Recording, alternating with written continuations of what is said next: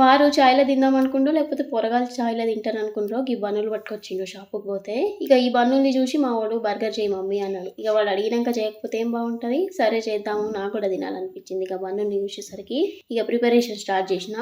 ఇంతలోనే కరెంటు కూడా పోయింది.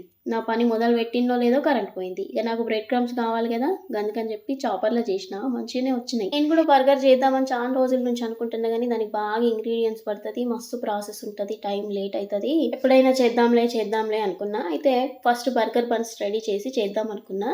కానీ ఈసారి మా వాడు అడిగేసరికి ఇక ఈ బన్స్తోనే బర్గర్ చేసిన అన్నట్టు. చాలా ఈజీ చేసుడు, మనం అనుకున్నంత టఫ్ ఏం కాదు, మస్తు ఈజీగా చేసుకోవచ్చు. ఇంగ్రీడియంట్స్ కూడా అంతేం పట్టాయి, అన్ని ఇంట్లో ఉండేటియే. ఒక 2-3 గీ సాసులు, మయోనైజ్ ఇవి తెచ్చుకుంటే సరిపోతుంది. ఇక చీజ్ అనేది ఆప్షనల్ ఉంటే పెట్టుకోవచ్చు, లేకపోతే లేదు ఉన్నది కాబట్టి నేను చీజ్ పెట్టిన. ఈ బర్గర్ ఎట్లా చేస్తారబ్బా అని చాలా వీడియోలు చూసినా కానీ అందరూ మంచుకో రకం చెప్పారు. ఏందో అర్థమైనట్టు అర్థం కానట్టు ఉంటే అంత పర్ఫెక్ట్ గా అనిపించలేదు. ఇక ఇట్లా కాదని చెప్పి నేను చాట్‌జీపీటీని బర్గర్ కింగ్ స్టైల్లో బర్గర్ ఎట్లా చేస్తారని చెప్పి అడిగితే ఇక మొత్తం ఇంగ్రీడియంట్స్ తో పాటు ఎట్లా చేయాలనేది మొత్తం రాసి పంపించేసింది. ఇక చూసినాక చాలా ఈజీ అనిపించింది.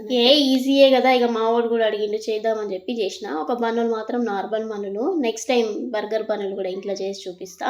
కానీ ఈసారి మాత్రం నార్మల్ బన్స్ తో చేసేసిన. టేస్ట్ కూడా మంచిగా ఉంది. ఎట్లయితే హెల్దీగా పోరగాళ్ళు తింటే సరిపోతుంది కదా. ఇక ఈడ మీకు అర్థం కాకపోతే ఫుల్ వీడియో అప్లోడ్ చేసిన, ఆడ చూసేయండి. బాయ్, మళ్ళీ ఉంటా.